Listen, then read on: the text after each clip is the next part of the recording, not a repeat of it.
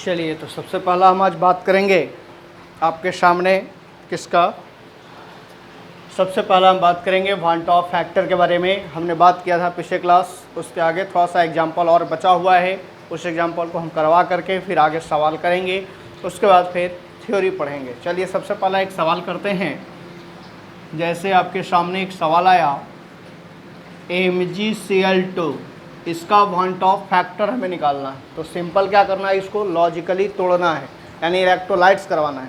जैसे ही आप इसको इलेक्ट्रोलाइट्स कराएंगे तो ये टूटेगा दो पार्ट में, Mg2 प्लस Cl माइनस, यानी दो से यहाँ बैलेंस करेंगे। तो सबसे पहला आप n का वैल्यू देखिए, नंबर ऑफ मोल का वैल्यू कितना हो गया, 1 मोल इसका और 2 मोल इसका, तो 2 और 1 3 मोल।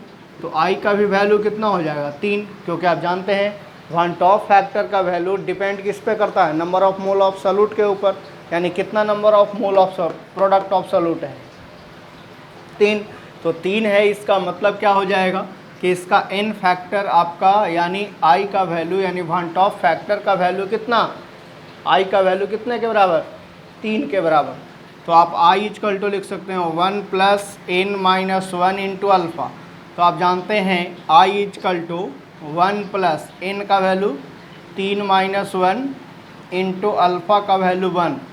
तो I equal to 1 plus 2 into 1, तो I का वैल्यू 3। अगर आप अल्फ़ा का वैल्यू नहीं बैठाना चाहते हैं तो I इक्वल टू 1 प्लस क्या लिख सकते हैं आप, 2 अल्फ़ा। अगर आप अल्फ़ा का वैल्यू नहीं बैठाइएगा तो I equal to 1 plus 2 alpha हो जाएगा। अल्फ़ा अल्फ़ा ही रह गया स्ट्रॉन्ग इलेक्ट्रोलाइट्स के लिए, अल्फ़ा का वैल्यू आपने नहीं बैठाया। तो अब सवाल ये उठता है बाबू कि अब हम एक और एग्जांपल आपको दिखाते हैं। ये सभी आपको निकाल लेना होगा और होमवर्क भी हम आपको दे दिए थे। और अगला सवाल हम लिख रहे हैं HA, इसका पूरा नाम हम लोग पढ़ते हैं मोनोबेसिक एसिड।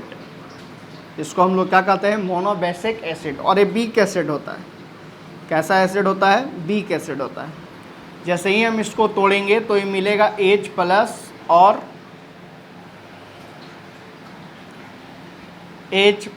और A माइनस। किसमें मिला हमें, H प्लस और A माइनस में। एसिड है तो H प्लस आयन डोनेट होगा, A माइनस आयन एनायन के फॉर्म में होगा। तो देखिए, तो इसका n फैक्टर कितना है, यानी सॉरी n फैक्टर नहीं, number of mole of product. तो number of mole of product का वैल्यू कितना है, 2 ना, एक इसका और एक इसका, 2 हो गया। तो I इक्वल टू आप लिख सकते हैं 1 plus n minus 1 into alpha. तो I इक्वल टू 1 प्लस इसका हो गया n का वैल्यू 2 माइनस 1 इंटू अल्फ़ा। तो I इक्वल टू 1 प्लस 2 और माइनस 1, तो 1 हो जाएगा ना, यानी अल्फ़ा हो गया। तो I प्लस अल्फ़ा, यही इसका क्या हो जाएगा, आंसर हो जाएगा।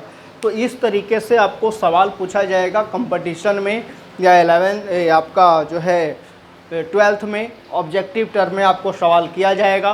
तो आप सबसे पहला इस सवाल को आप जवाब दे सकते हैं अच्छे तरीके से और बना सकते हैं। तो सबसे पहले क्या कीजिए, आप इसको जल्दी छापिए, इसके बाद फिर हम आगे बात करेंगे, दिखाएंगे आपको आगे क्या होता है। चलिए,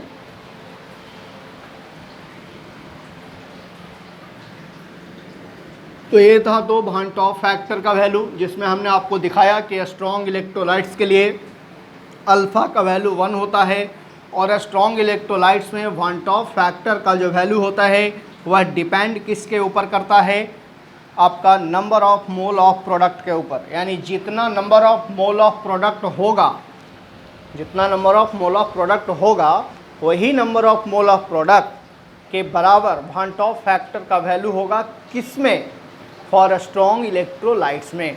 यानी चाहे वह स्ट्रॉन्ग एसिड हो, स्ट्रॉन्ग बेस हो, स्ट्रॉन्ग साल्ट हो, उसमें वांट ऑफ फैक्टर का वैल्यू उसके number of mole of product के ऊपर डिपेंड करेगा। तो ये तो हमने सिखाया आपको अल्फ़ा यानी वांट ऑफ फैक्टर का वैल्यू। अब हम आपको सिखाने जा रहे हैं वीक इलेक्ट्रोलाइट्स के लिए वांट ऑफ फैक्टर का वैल्यू आप कैसे कैलकुलेट करेंगे। तो आइए बात करते हैं। सबसे पहला वीक इलेक्ट्रोलाइट्स यानी want of factor of weak electrolytes दिखाते हैं आपको।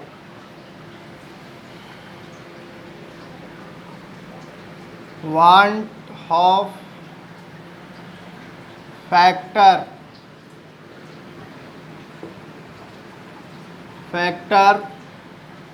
ऑफ weak electrolytes,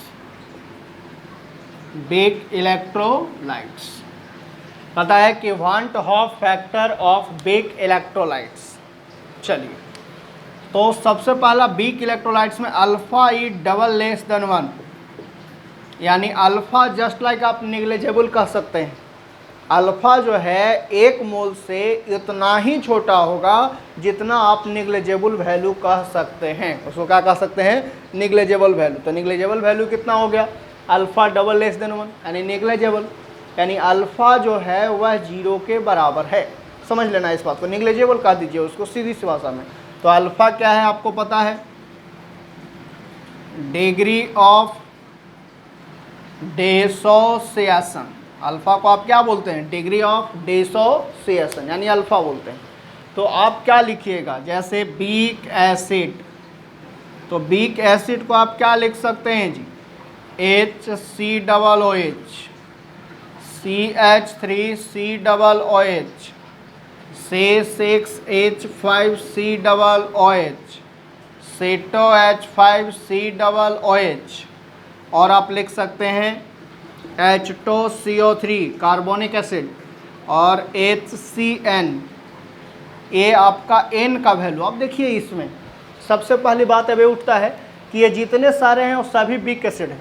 तो वीक एसिड में यानी वीक इलेक्ट्रोलाइट्स में अल्फा का वैल्यू क्या होगा? निग्लेजेबल हो जाएगा, यानी अल्फा 1 मोल से बहुत ही छोटा हो जाएगा, यानी जस्ट लाइक उसको निग्लेजेबल आप कह सकते हैं, है ना। तो निग्लेजेबल आपने कह दिया। तो अल्फा लेस देन आपका डबल लेस देन क्या है? 1। तो अल्फा का वैल्यू यहाँ निग्लेजेबल हो गया।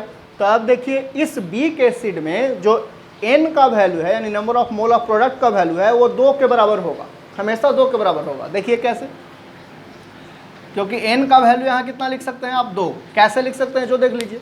क्योंकि HCOOH को अगर आप तोड़ते हैं तो COO माइनस अलग और H प्लस आयन अलग, तो इसमें टोटल नंबर ऑफ मोल की संख्या कितना हो गया? 2 ही ना।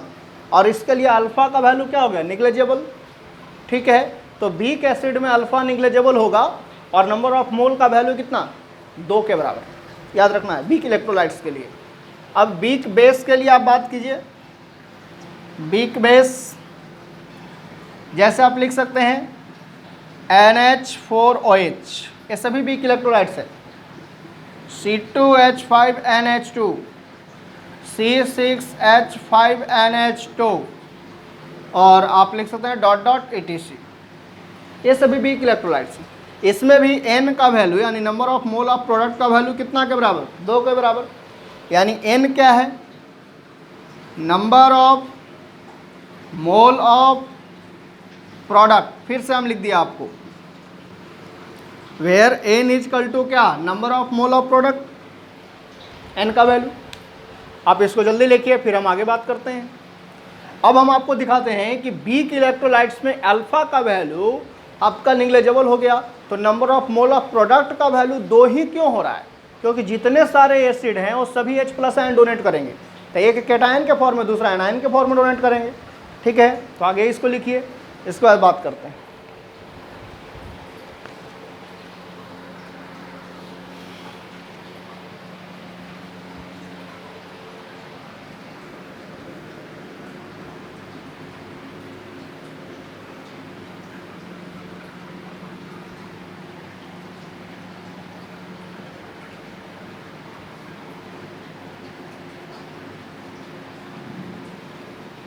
चलिए, तो सबसे पहला हम बात जो करने वाले हैं वो क्या करने वाले हैं, जो देखिएगा आप।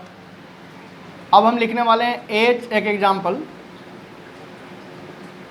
HCOOH, यह टूटा HCOO माइनस और प्लस H प्लस के फॉर्म में। फिर आप लिख सकते हैं CH3COOH, इसको तोड़िएगा तो CH3COO minus plus H plus. देखो तो दोनों में number of mole of product का वैल्यू कितना के बराबर है? यानी N इक्वल टू 2 के बराबर है। पूछो कैसे? 1 मोल इसका, 1 मोल इसका, 2 मोल, 1 मोल इसका, 1 मोल इसका, 2 मोल, यानी N का वैल्यू हमेशा कितना हो गया? 2 के बराबर। क्योंकि ये दोनों देखिए एनायन के फॉर्म में टूटा और ये दोनों किस फॉर्म में टूटा?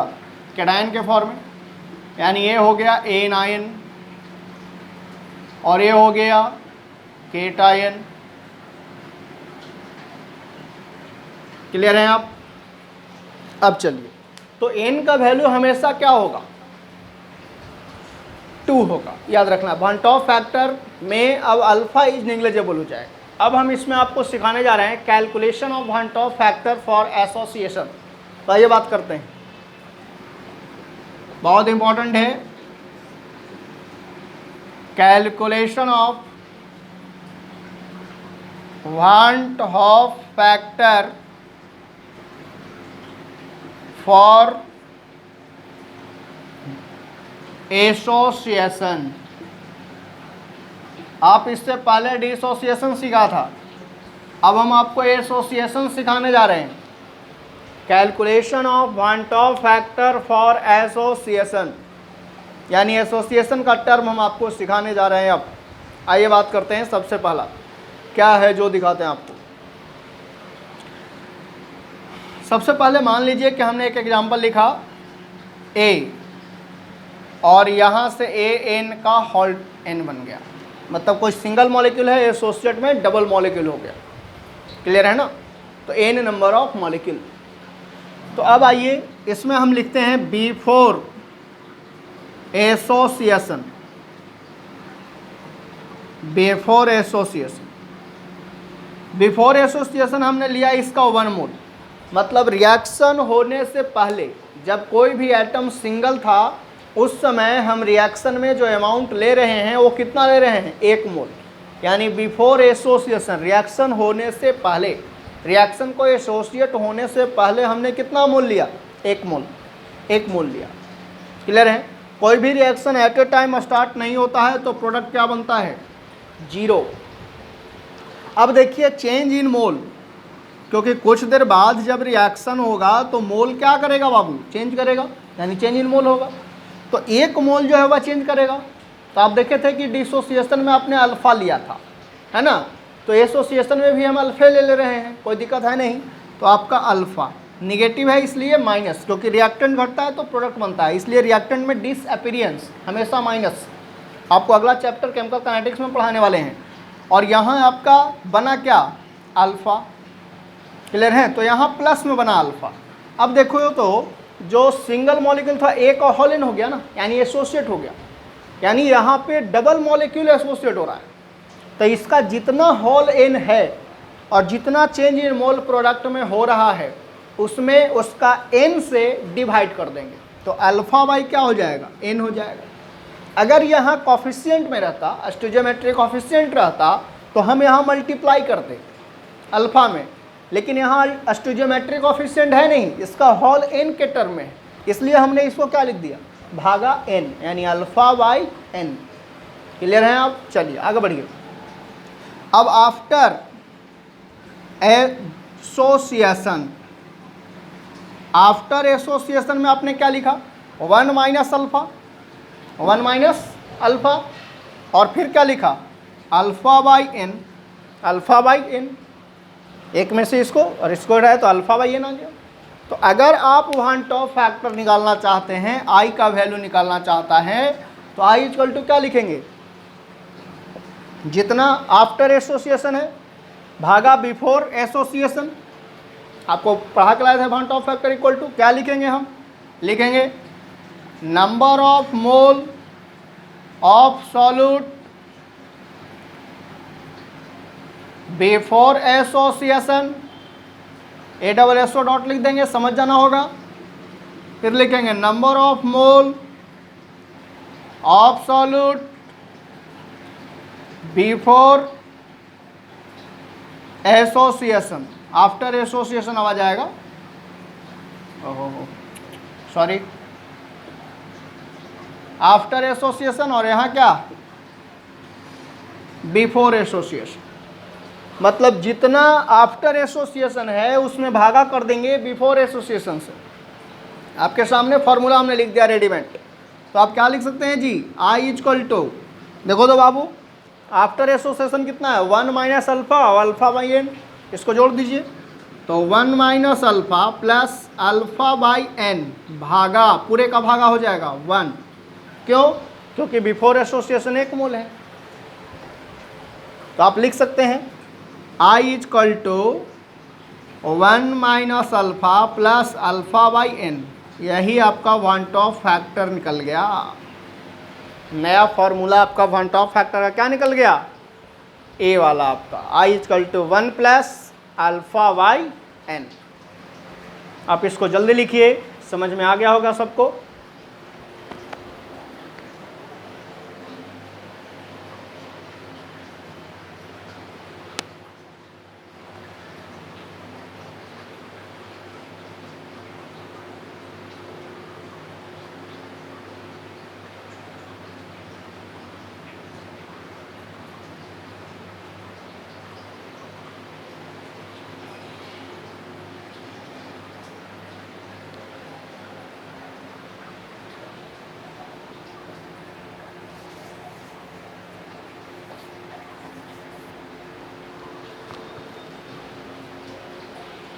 चलिए, तो समझ गए होंगे आप। तो आगे हम बढ़ते हैं अब।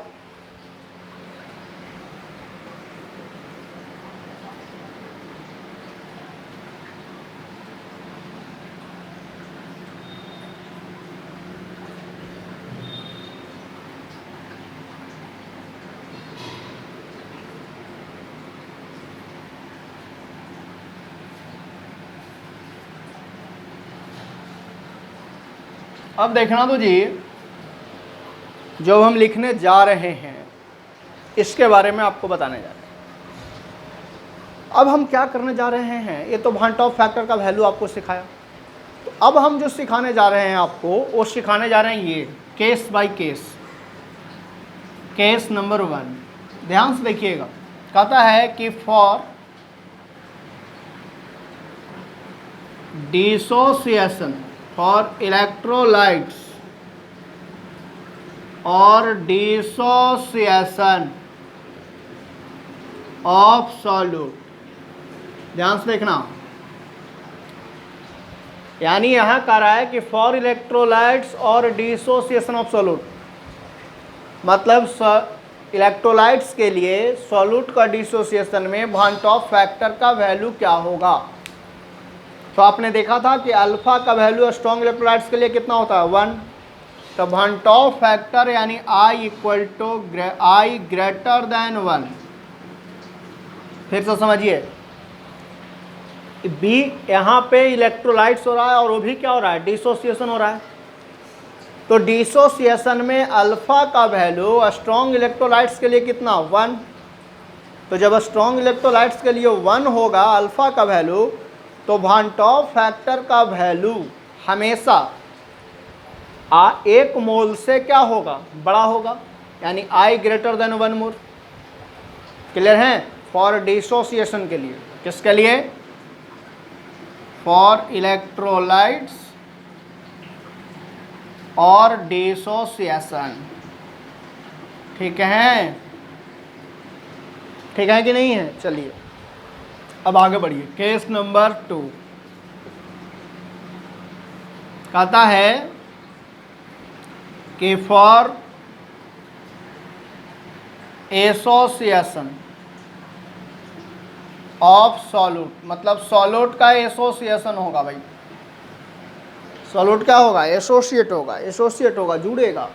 तो क्या लिखेंगे आप, I लेस देन 1, मतलब 1 मोल से वन ऑफ फैक्टर का वैल्यू क्या होगा, कम होगा, क्योंकि अल्फा यहाँ क्या है, नेग्लिजिबल है।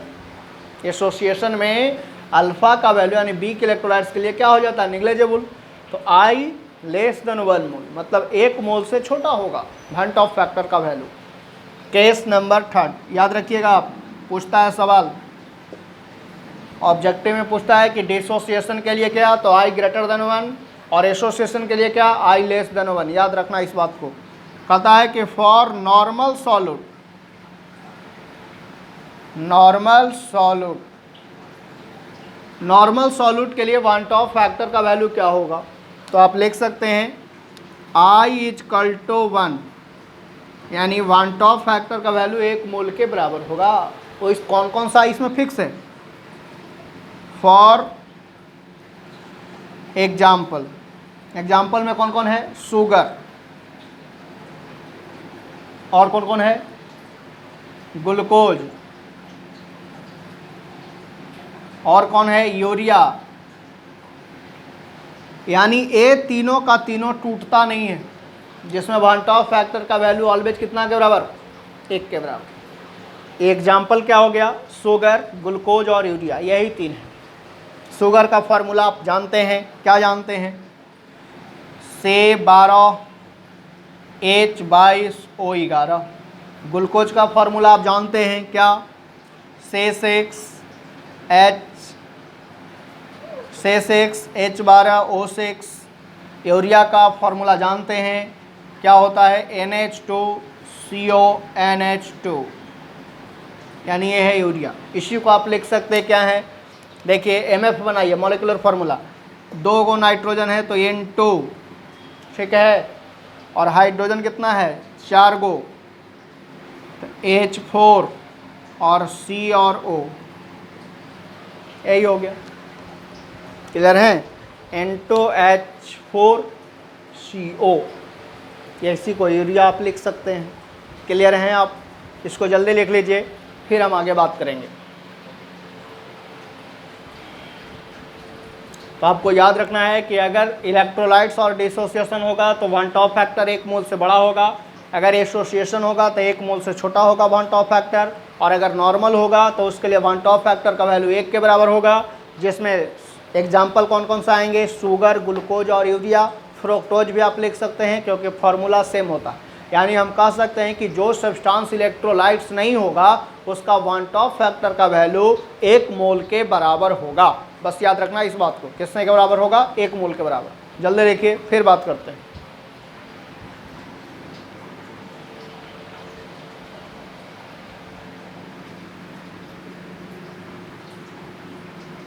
तो आइए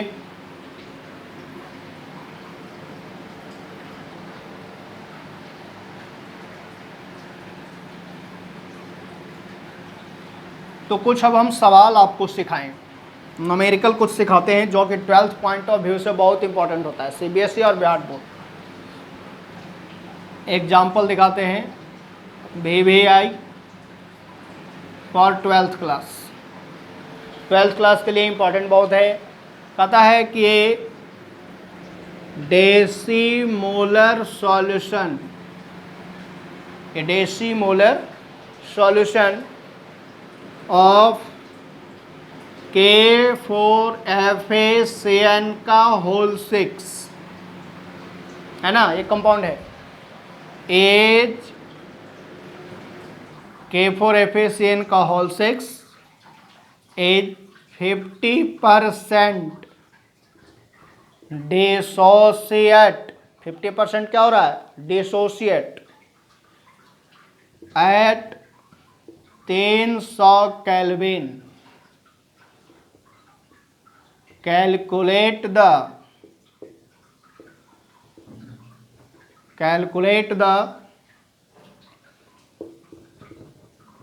osmotic pressure of the solution। Solution का आपको क्या निकालना है, ऑस्मोटिक प्रेशर निकालना है। तो आइए बात करते हैं कैसे निकालना है ऑस्मोटिक प्रेशर और क्या निकालना है। कहता है कि आपका डेसीमोलर सॉल्यूशन जो है वो K4FaCN होल 6 का, इसमें 50% डिसोसिएट हो रहा है 300 केल्विन पर।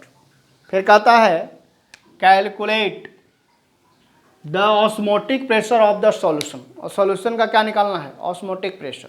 आइए सॉल्यूशन डेसीमोलर, सबसे पहला गिवन डेटा आप लिखिए, गिवन डाटा, तो क्या लिखेंगे, डेसी मोलर। आप याद करो डेसीमोलर का मतलब कि उसका मोलारिटी हो 1/, कितना, 10।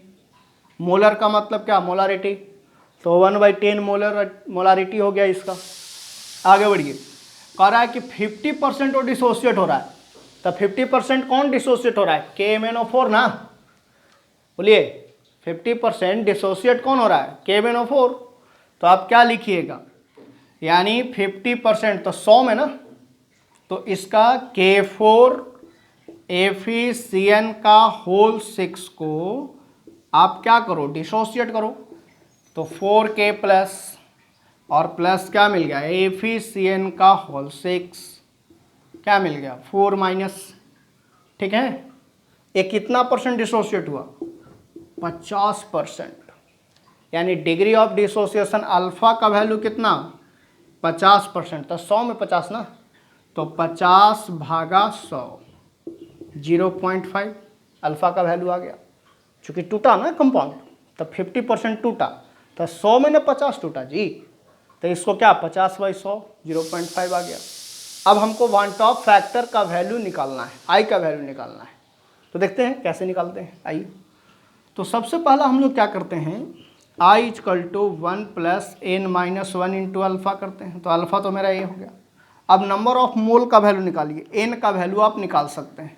तो एन का वैल्यू आपका कितना है यहाँ देखिए, तो 4 और 1 5, एन इक्वल टू 5।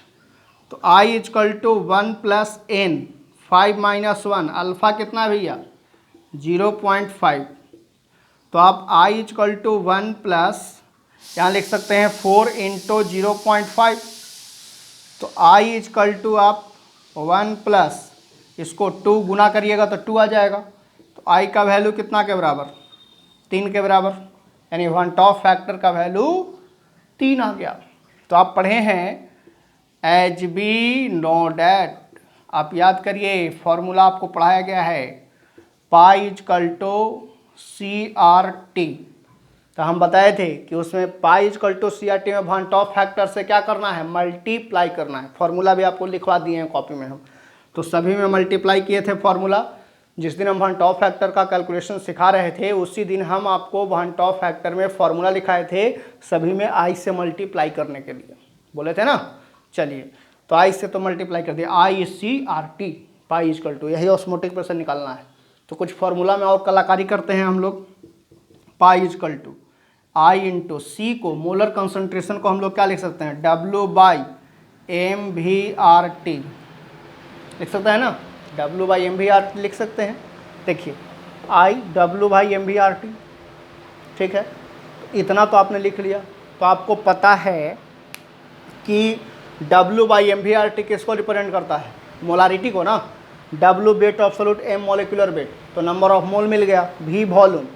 तो number of mole divided by क्या होता है volume of solution is called normality, molarity, sorry normality नहीं मोलारिटी। तो मोलारिटी कितना है भैया 1/10 ना। तो इतना का वैल्यू कितना हो गया 1/10। तो अब फॉर्मूला में कलाकारी करते हैं हम लोग। आई का value 3 into W/1/10 into molar gas constant का वैल्यू आप जानते हैं क्या होता है R equal to 0.0821 litre ATM per मोल पर केल्विन, याद है सबको। तो वही वाला वैल्यू बैठाइए 0.0821 इंटू टेम्परेचर कितना है भैया 300। अब इसको आप सॉल्व करिएगा, आंसर आपके हाथ में आ जाएगा। जो आंसर आएगा उसका यूनिट ATM होगा। जो आंसर आएगा गुना भाग करने के बाद उसका यूनिट क्या होगा ATM होगा। क्लियर है, बस अब गुना भाग बचा, तो इतना तो आप कर ही सकते हैं गुना भाग। चलिए ठीक है, आप इसको जल्दी छाप लीजिए, फिर हम आगे बात कर लेंगे। समझ में आ गया होगा, सवाल नहीं आया होगा तो एक बार फिर से हम रिपीट करते हैं। सवाल कह रहा है कि एक डेसीमोलर सॉल्यूशन है जो डिसोसिएट हो रहा है 50%। सॉल्यूशन किसका है पोटासियम हेक्सासाइनोफिरेट, है ना, मतलब एक कॉम्प्लेक्स कंपाउंड का एक जो है सब्सटेंस है जो डिसोसिएट हो रहा है 300 केल्विन पर, और उसका हमको निकालना है ऑस्मोटिक प्रेशर।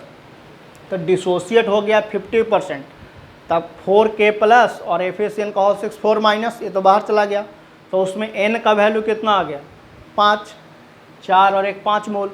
लेकिन अल्फ़ा का वैल्यू आप कैसे निकालिएगा, क्योंकि पोटासियम हेक्सासाइनोफिरेट 50% टूट रहा है, तो अल्फ़ा का वैल्यू ना 50 हो गया जी, और परसेंट यानी 100 में ना, तो भागा कर दिए 100, 0.5 आ गया अल्फ़ा का वैल्यू। आपने क्या किया कि वन टॉप फैक्टर का वैल्यू कैलकुलेट किया, तो इस दोनों को गुना कीजिएगा तो 2 आएगा, जोड़ दीजिएगा तो 3 आ जाएगा वन टॉप फैक्टर। यहाँ चेंज कर गया चूँकि अल्फ़ा के ऊपर डिपेंड कर गया ना number of mole of van't Hoff factor. As we know that pi equal to ICRT, pi equal to ICRT, CRT यानी C को हमने चेंज कर दिया W/mv में। W क्या होता है? Weight of solute, M molecular weight, तो नंबर ऑफ मोल मिल गया, V वॉल्यूम, तो इस टोटल को मोलारिटी बोलते हैं। तो डेसी मोलर का मतलब कि 1/10 नॉर्मलिटी, 1/10 हम आपको पढ़ा के लाए हैं। RT का वैल्यू, R का वैल्यू इतना आ गया, सारा वैल्यू बैठा दिए, गुना भाग करिएगा, ATM में आंसर आ जाएगा। जल्दी लिखिए, फिर बात करेंगे।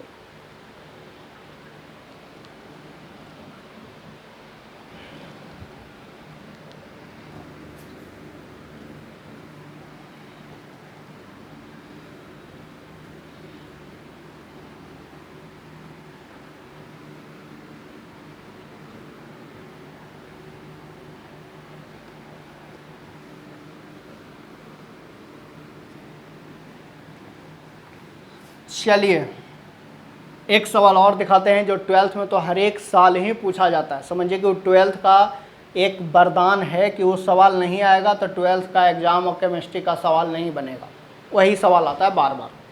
चलिए दिखाते हैं आपको। कहता है एक सवाल जो है निकालना है आपको ऑस्मोटिक प्रेशर। कहता है कैलकुलेट द ऑस्मोटिक प्रेशर। आप जानते हैं कि ऑस्मोटिक प्रेशर को पाई से डिनोट करते हैं। ऑस्मोटिक प्रेशर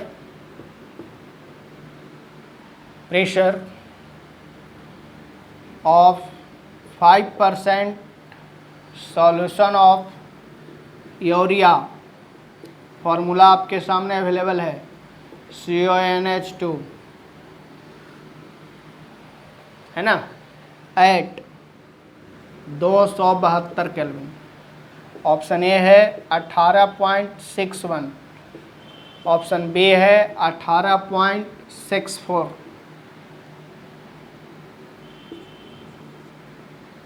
यूनिट ATM होगा। ऑप्शन सी है 61.18 ATM, ऑप्शन सी है नन। सॉल्व करेंगे इसको। देखिए बहुत आसान सवाल है। ऑस्मोटिक प्रेशर निकालना है किसका? 5% सॉल्यूशन यूरिया का है उसका, कितना पर? 272 केल्विन पर। बहुत सिंपल है बाबू। अब पूछिए कि सर क्या यहाँ वो भांट ऑफ फैक्टर भी निकालना पड़ेगा? नहीं, क्योंकि कहीं भी डिसोसिएट टर्म यूज हो रहा है क्या आपके दिमाग में? अभी हम डिसोसिएशन का सवाल आपको पढ़ाए थे।